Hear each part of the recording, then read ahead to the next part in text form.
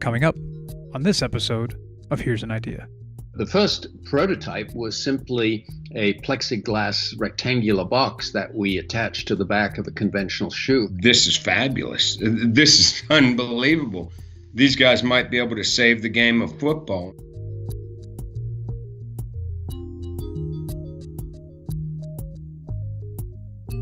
If you're working out or running or exercising, you probably have some sort of electronic device on you. Today we have all kinds of ways to count our steps, track our heartbeats, and monitor how well we're sleeping. But it wasn't always this easy to get this kind of personal data. There was a time where the closest thing we had to a wearable was plugging your sneaker into a computer. Seriously. But we'll get back to that in a little bit. Manufacturers have been making efforts for some time now to accumulate data for sports and fitness. The data collected can be used to both prevent injury and enhance performance. But now that we're so connected, now that we have a lot of data, what do we do with it? And what can other people do with it? In this episode, we talk to one of the inventors of Puma's computer shoe. We also speak with a former NFL player and a former NFL coach about how wearable technology should, and should not, be used for player safety. We talk with a Virginia Tech researcher who's using accelerometers to make better football helmets. And we catch up with a writer from ESPN about how advances in player tracking are changing the NHL. In speaking with such a wide range of experts, we explore three questions. What wearables are available for athletes? What kind of data can be collected? And what can be done with that data? So, here's an idea. Sports.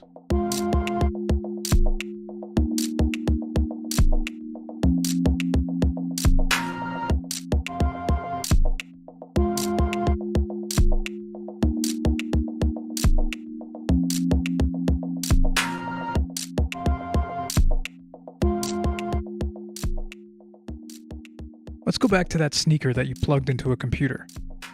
In the mid-'80s, it was considered a marvel of innovation or an odd-looking piece of footwear. Or maybe both. The RS computer shoe, depending on your point of view, either looked like a running shoe with an ugly bump on the back, or it looked like a fairly futuristic device where a streamlined enclosure was built into the heel of the shoe, projecting backwards. There was one on the right side and the left side, but only the right side contained active electronics. This is Dr. Peter Cavanaugh.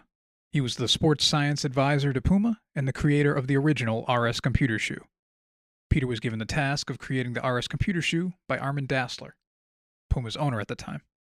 He wanted to do something different, and he challenged me to do something that would put Puma out front technologically. And he didn't care what it was. He didn't care how much it cost. He just told me he wanted me to bring in something that would identify Puma as a leader in technology. And so that's what we did. So Peter and his team got to work. At the time, he was conducting running research as a Penn State professor. His focus was on lower extremity biomechanics. Peter's had a long history in academics. Today, he's a professor at the University of Washington's Department of Orthopedics and Sports Medicine. I had the notion that if you knew something about the way the wearer was running, then you could do much more than predict step count. You could actually predict running distance. And this was also before it was feasible to incorporate GPS into the device. And so it was a matter of using the characteristics of the user's running style to predict distance. The original RS computer running shoe launched in 1985. It had a custom-designed computer chip built into the heel. There was an electronics module with a press-to-touch switch and a small LED for a user interface. There was also a flap which you could use to connect a serial cable. Runners could then plug in that sneaker via a 16-pin connector to any Apple IIe, Commodore 64, or IBM PC to view data like running time, distance traveled, and calories expended. There was no readily available Bluetooth connection then, so when you started to run, set out to run, you would press the button to initiate sampling, and then when you were finished, you'd press again, and then at any time later, you would plug the shoe into your personal computer, and the data would be uploaded via a serial port. So what would happen is that when the person first got the shoe, they would do a brief calibration run. They'd go on a 400-meter track or a 440-yard track, and they would do a couple of laps, and they would count the number of strides they had at a given speed. Then they would increase the speed and put that data into an app that we provided. Now, in those days, it wasn't a matter of downloading the app from the internet. The app was actually provided on a 5.25-inch floppy disk. So you can tell most of your listeners probably won't even remember that there was such a thing as a floppy disk. So you'd run the app. It had the kind of features you see in today's activity trackers. It would let you track your runs, how far you'd run. You could enter comments. It would give you graphs of your history over the last week, the last month, the last year. So all of the sort of features you now depend on in an activity tracker and its accompanying app were there in this device. The shoe went through a number of designs. Dr. Cavanaugh began adding transistors to the sneaker with the help of a microcomputer engineer from Germany. The engineer built something called a gate array, which is basically a matrix of transistors.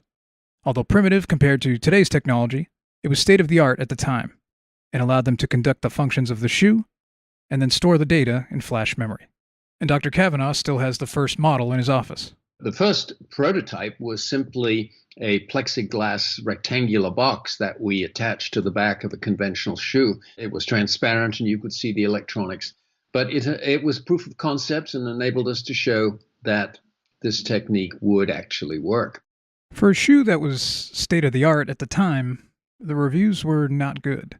The Washington Post, for example, said that I was peppering my remarks with computer ease, with words like interfacing, compatibility, and user-friendliness, which really were objects of kind of derision at the time. Sports Illustrated said that there was a bulge, which was the shoe's crowning feature, and that I was a 2:45 marathoner with a monkish aspect. But Puma was on to something, even if the world wasn't quite ready for it in 1985. Times have changed. Though the Commodore is no longer with us, we've entered a world where everything is wirelessly connected. And Puma thought it was the right time to lace up the old sneakers, to go back to that original shoe and fit that idea into today. Puma released an updated version of the shoe in late 2018 on a limited basis. The new shoe retains the look of the original, but it adds new features like a 3-axis accelerometer, a USB port for charging, and Bluetooth to connect to an app on your phone. How does Dr. Cavanaugh feel about the reissue?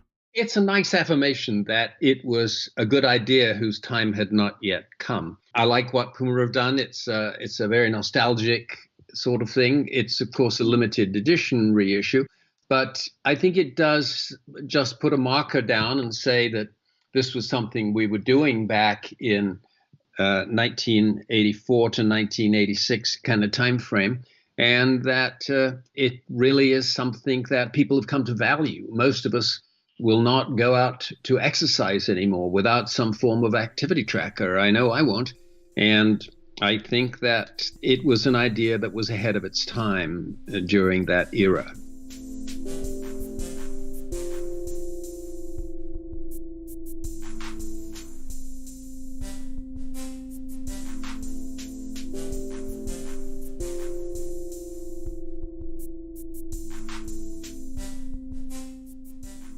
Today's wearable technology has moved far beyond a plug-in sneaker, beyond your Fitbit or Apple Watch.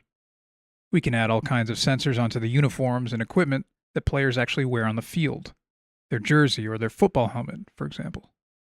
Although barely noticeable to a player, the technologies have the potential to offer a trove of information. One avenue where this data is helpful is in tracking collision data for concussions. Concussions have been a major focus for the National Football League, as they try to limit head impact. Studies have found a link between repeated collisions and the degenerative brain disease, CTE. Although impact is unavoidable in such a full-contact sport, the NFL has changed their protocols and rules to address concussed players. Players can no longer initiate contact with their helmet, for example. Players showing symptoms of concussions must follow protocol to return to a practice or to a game. The NFL has used new helmets, too. One person who knows a lot about these new helmets is Steve Rosen, He is the associate professor in biomechanical engineering at Virginia Tech and director of their helmet lab. The Virginia Tech Helmet Lab is investigating how the head tolerates the kinds of high impact present in a sport like football. This research involves the identification of injury and how the body is responding to contact. That data is then used to inform how designers are making their helmets. I figure out the forces that cause injury to the human body. Because if you could understand those things, you can design interventions to prevent injury from occurring. To figure out those forces, Steve and his team instrument athletes with sensors, accelerometers within the helmet. The sensors collect data and characterize concussions using that data. This research has led to the Virginia Tech helmet ratings, which range from 5 stars, the best, to 1 star, providing consumers with an objective tool for looking at relative helmet performance. We're instrumenting the Virginia Tech football team with accelerometer arrays that get installed inside the helmets of players. And these accelerometer arrays continuously buffer data. And whenever it senses a head impact, it records it and sends it wirelessly to a computer we have on the sideline. So it's kind of unique in that we get some real-time feedback into how the players are hitting their heads. But at the same time, we're capturing a very large data set that can characterize how these players are hitting their heads. The accelerometers measure acceleration, and angular rate sensors measure rotational velocity. These are 2 factors contributing to concussions, and both need to be measured. The way the accelerometers integrate into the helmet is they kind of protrude inward, and at the face of these protrusions are the accelerometers themselves. And the idea is that they're going to remain in contact with the head, because we want to measure what the head's doing, not what the helmet's doing. So they do feel 6 pressure points, essentially, where the accelerometers stick out and make contact with the head. But they acclimate pretty quickly. Within a day or 2, they don't notice it anymore. The researchers place the accelerometers into the helmets of the Virginia Tech team while they practice, while they scrimmage, and while they play every game. That's a large data set. And there's even more data, too.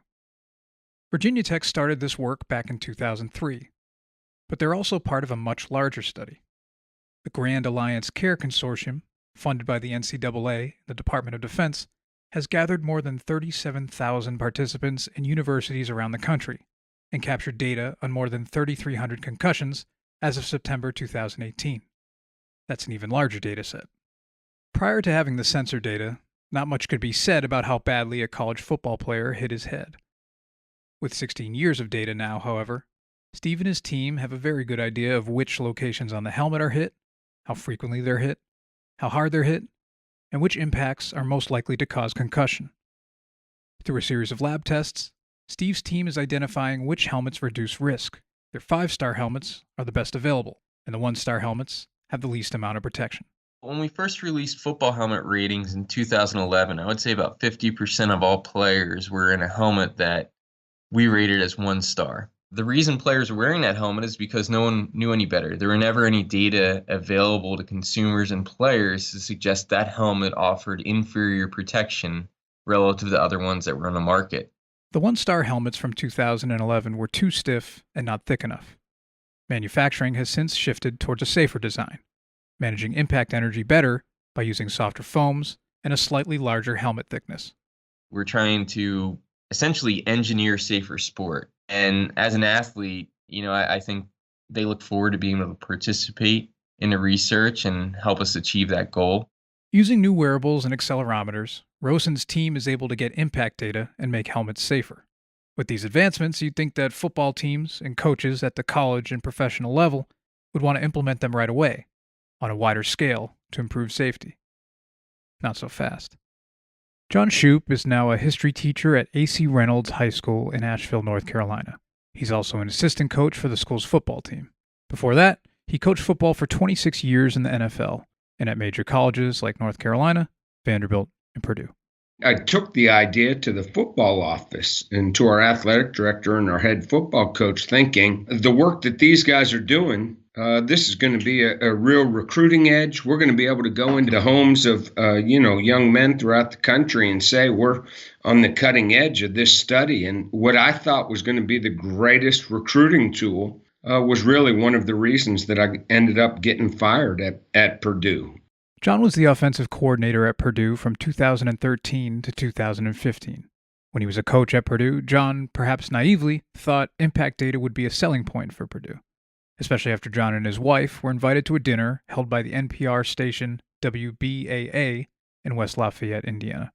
Purdue engineers were the speakers at the dinner, and I thought to myself, this is fabulous. This is unbelievable.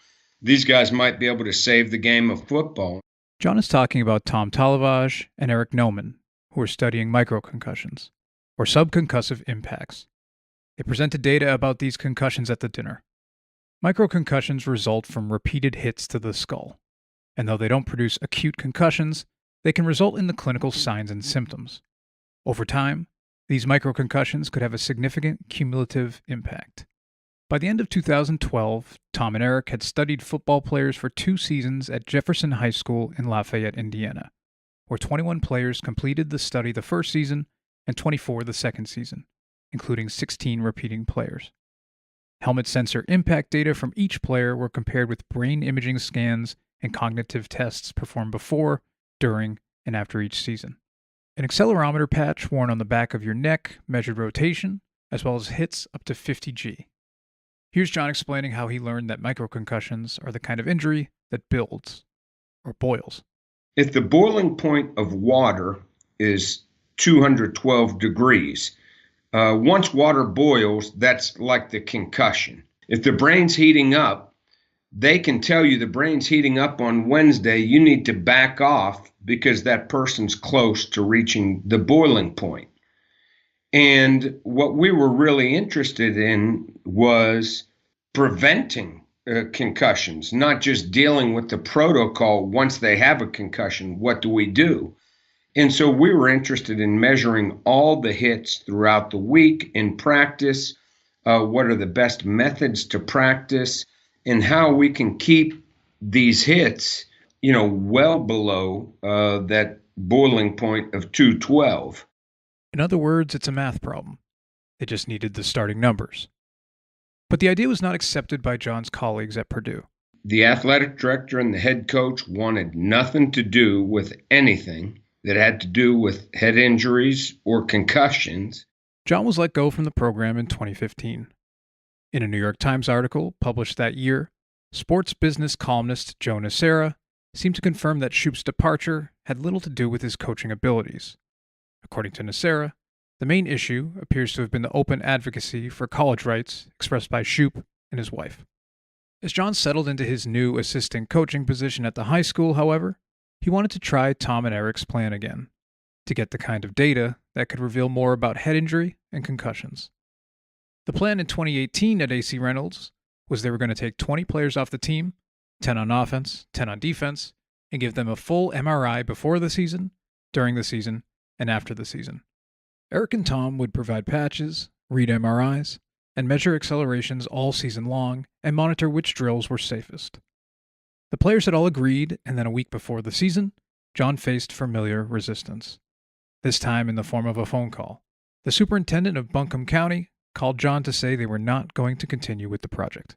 This is past our principal, our head coach, everybody has been in agreement, and you're telling me less than a week away that your lawyers have questions. We're looking for places to maybe find next season as well to try to get those numbers. I think those numbers are incredibly valuable. One of the reasons why there is resistance to collecting this data, especially at the higher levels, is that those who care most about keeping the game alive might not want players to see any data that might indicate injury. If the players knew how much damage they were experiencing and how much risk they were taking, they might not want to play. In 2015, Chris Borland, a first-year San Francisco 49er in the National Football League, saw corresponding data and decided to retire. This kind of early decision from such a promising player is not a common occurrence. Chris Borland played at Wisconsin, where he was an All-American middle linebacker. In fact, he was a thorn in John Shoup's side when he played against him at Purdue, said the former coach. Chris was a third-round pick of the 49ers in 2014. He wound up starting his rookie year. He was concussed prior to the season in training camp. Nothing that wasn't commonplace for a middle linebacker. I filled a hole on a running play against our 290-pound fullback. We collided and I kind of saw stars, had a little bit of a disequilibrium. What we at the time would have said I got dinged. That concussion prior to camp spurred Chris into looking further into the research of brain injury. The first set of data that struck him was Boston University's Brain Bank. The Veteran Affairs Boston University Concussion Legacy Foundation Brain Bank is the largest tissue repository in the world focused on traumatic brain injury and CTE. The Brain Bank contains more than 600 brains, including over 325 brains that have been diagnosed with CTE. This is all in the hopes of developing a diagnostic test for CTE in living people. A study published in the Journal of the American Medical Association in 2017 found CTE in 99% of brains obtained from NFL players, as well as 91% of college football players and 21% of high school football players. The study garnered big-time headlines. 99% is an alarming rate after all. But it was also the subject of criticism because of its inherent selection bias. Boston University could only study brains that were donated to its brain bank, and most who donated the brains already had reason to suspect the deceased player suffered from CTE when he was alive. That kind of data, however, was enough to show Chris that he was done with professional football. Borland retired from the game after his rookie season in the NFL. He has since become an advocate for players. Chris thinks the use of accelerometers is a good first step, but one that must involve the voice of the athlete and their experience. And so finding a way to include the subjective athlete's voice, the voice of the athlete from a subjective perspective. Concussion's an unseen injury, and I know we want to quantify it and get the numbers and measure it so that we can mitigate the harm. But sometimes I think personal experience falls outside of the purview of what tech can tell us. And so finding a way to blend them skillfully, I think, would best capture the issue. After all, Chris has ringing in his ears almost every day. He has imbalance sometimes, thanks, he thinks, in large part to a giant hit he took in 8th grade that knocked him unconscious. The kind of impact that he thinks could have kept him out of the sport entirely if it happened today. His experience, his path to the NFL, his thousands of practices and games, can't be measured with an accelerometer. Chris doesn't think technology will be what solves the problem in a game where people are repeatedly hitting their heads at high velocity. Chris thinks the game is as safe as it can be while still being football. But I think, the game within the lines, measures to make that safer are more PR than about, substantive changes in terms of health. Whether or not you throw a flag when a player hits helmet to helmet, that same G-force, that same collision happens every single snap for interior linemen, linebackers, and fullbacks and running backs. So it's imperative that we're candid about this and give players the power to be informed and then make decisions. I think in 5 or 10 years, we'll still have a problem at hand and have spent a lot of time, money, and energy, making safer helmets when you could have just decided not to play a sport where you repeatedly hit your head. But I think most sensibly from the perspective of an athlete is you lose nothing athletically by waiting to play tackle football until a later age. I think it's better for you cardiovascularly, and obviously you won't hit your head as much. In fact, Chris has supported a few pieces of legislation to ban youth football until a certain age, somewhere between 12 and 14 depending on the state. Despite Borland's best efforts in late 2018, the Illinois legislature lacked the votes. We're beginning to see change. It passed the Mental Health Committee in Illinois, was crushed on the floor, but set a precedent. So I think it's inevitable that however long, we won't be hitting 5-year-olds in the head hundreds of times every fall. In the meantime, youth football is incredibly popular in the United States, and Steve Rosen and his team are working to keep even the littlest athletes as safe as possible. We're instrumenting large cohorts of kids to better understand which impacts are associated with injury and which ones aren't. But at the same time, really have an understanding of how frequently they hit their head, where they hit their head, and it can inform not only equipment design changes, but policy changes in reducing high-risk scenarios. So, for example, when we look at college football players and compare those to youth football players, I would say, and this is a rough estimate based on the data we have, but the kids are experiencing concussions at 25% less acceleration than what we see at the college level. So we are starting to tease out these differences, and that's really useful information for how we have, age-specific interventions to reduce risk. No helmet is concussion-proof, says Steve. Protection against concussions, he says, requires a multi-pronged approach, involving behavioral changes, player education, policy changes, and rule changes. There's always going to be incidental or accidental head impact. And in those cases, you want to have the very best head protection. So we're doing work in all those areas so we can effectively minimize the number of injuries that you'll see. You'll never get rid of them all, but you could take a big proportion of them out of the game. Much like the way Virginia Tech is using the data they're collecting to make helmets better and safer, John Shoup thinks the data can be used to make practices safer overall. What we are trying to pursue is to get those numbers and figure out that sliding scale, but also develop practice methods to keep those numbers below. So every parent, every child, every coach, has practical numbers that say, listen, when we do tackling drills and we do them this way, those are 70 G hits. But if we do tackling drills and we do them this way, those are 35 G hits. Instead of using the technology to change the game or eliminate it altogether, John wants to use technology to keep the game alive. He loves the game. To save the game, he thinks, you first need the information. I think people were fearful that, football is going away. Fewer and fewer people are playing football. And if this data reveals that, these micro concussions are a real thing, it will send more people away from football and open up lawsuits, to coaches and administrators in football. I happen to think, though, just the opposite would occur. If you develop methods and can absolutely prove to people that we're doing this safer than anybody else, this is the way to do it. We're holding coaches accountable. I think it'll make all the difference in the world. I'm not doing this because I hate football. I'm doing this because I absolutely love football and think this could be one of the things that saves it.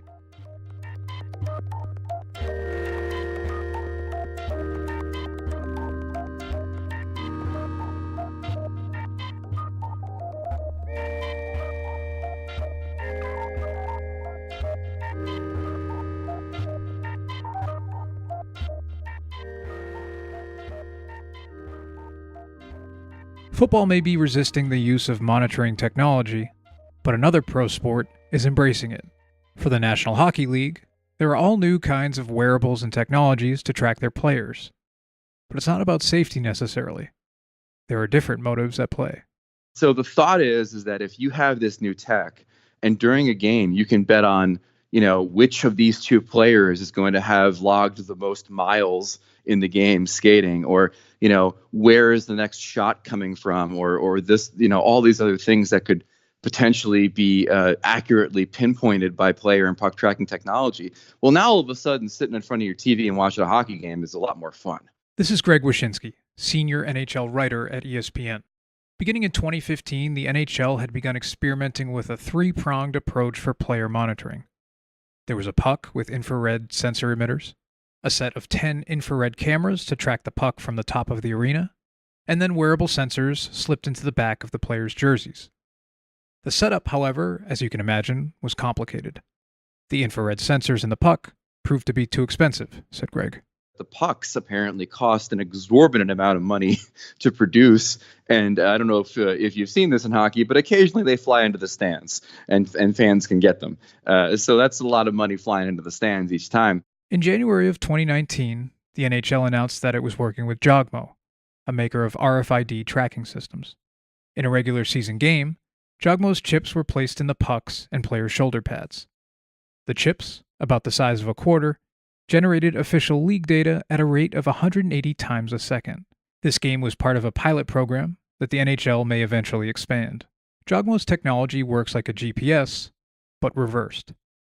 The signal that the satellites normally send to your GPS is actually put into the tags that the players wear, and inside the puck. That signal then goes to an antenna area that's installed in the arena. The antenna network catches the signal from the puck and from the players, then calculates where the object is moving. With the combination of shoulder pad sensors, puck electronics, and arena antennas, there's suddenly all kinds of data available to track how a player's doing. There's obviously wearable tech now that you can put on your body during practices and during games to check everything from your heart rate to muscle movement. But in the NHL's case, and in the case of it being a fast-moving sport, player tracking and puck tracking is used to glean data and information from the game itself. What kinds of information exactly? For starters, basic hockey stats, the kind that show how well a player is playing. For example, one of the things that they use in hockey to determine whether a player or a team is good or not is called puck possession. And so, how often do you have the puck?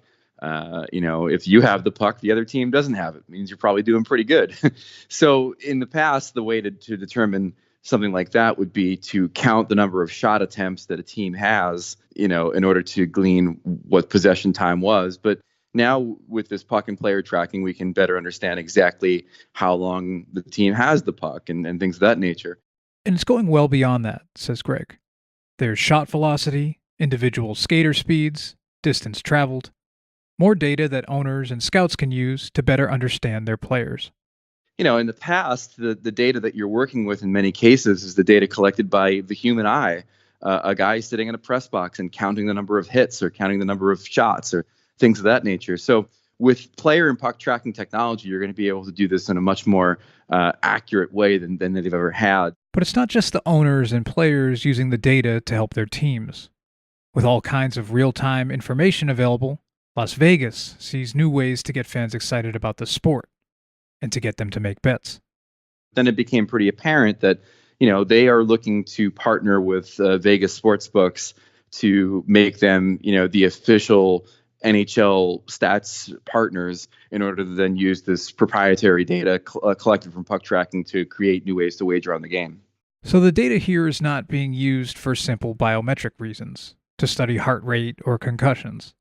Now the data can be used to bet on who's fastest, who has the puck the most, who's logged the most miles on the ice. And the players love it. Oh, they hate it. Of course they hate it. They don't like change. I think in some cases there maybe is a curiosity to see exactly how fast somebody skates or getting that information, down, but they're very, very sort of, I don't want to say superstitious, but suspicious maybe is the better word whenever there's any change to their basic equipment. And even if this puck is within, 0.001 ounces to what an actual puck feels like, they've already said, many of them, that the puck feels different. So it's hard to get past that sort of mental notion that there's something inherently different with the puck they're using, and they don't like that.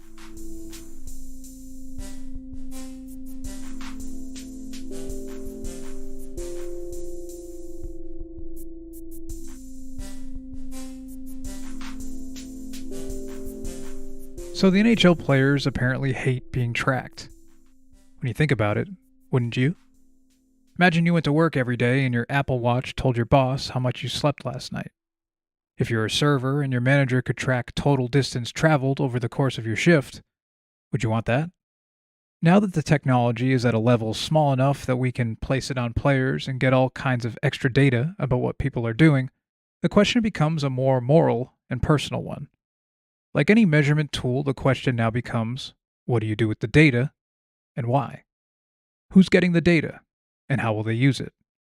Players, even amateurs and consumers, may want to see their own data to track their performance.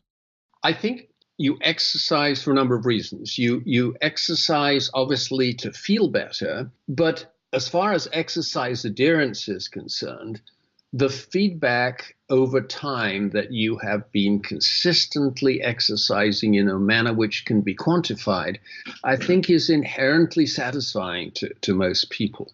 This downloaded record of our activity history has become a diary of a very important part of our life, and it memorializes that activity and makes us feel good about the activity that we've been doing. Coaches like John Shoup want to use that data as a recruiting tool to make football safer by adjusting high-impact practices and plays. Yeah, the information can be, eye-opening, can, make your heart skip a beat. But if you have the information, the second part of it is developing practice methods that keep the head accelerations to a minimum or below a threshold to be determined.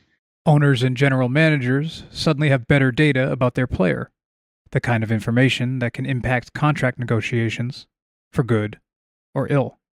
I could see a dystopian future where, Robert Kraft owns the biofeedback from the accelerometer in a Patriots player's helmet and uses it against him in contract negotiations. If you're an older player looking to get a new contract and a team can come back and say, well, here is the degradation of your skating speed over the course of 6 months or something like that, then maybe it's not going to be all that much in your favor. Vegas suddenly has real-time information that they can use to create new betting categories, which makes more money for sportsbooks and has the potential to make the game more fun to watch for casual fans. There's always a question of, well, how come it's taken this long to get this technology going? And the real answer that I've gotten from the National Hockey League is until it became financially, relevant insofar as, legalized sports betting throughout the United States and the sports books partnering with the NHL to get this information, there was no real incentive to do it. From the relatively humble beginning of just wanting to log jogging data and count your steps, wearable technology has evolved leaps and bounds. Now we can measure those leaps and bounds precisely and use that information however we'd like.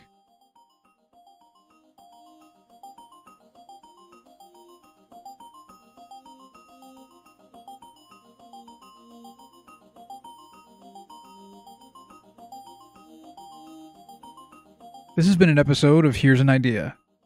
This episode was written and produced by me, Billy Hurley, Kendra Smith, and Peter Bonavita. For more information about the technologies featured in today's podcast, you can visit our episode page at techbriefs.com/podcast. Here we'll link to images and provide interview transcripts with our guests. Our podcast page also gives you an opportunity to subscribe to our Here's an Idea newsletter, which provides photos, facts, and follow-ups on the technologies and technology creators featured in each episode. And we want to hear from you. Give us a review on Apple Podcasts and send us feedback to podcasts@techbriefs.com.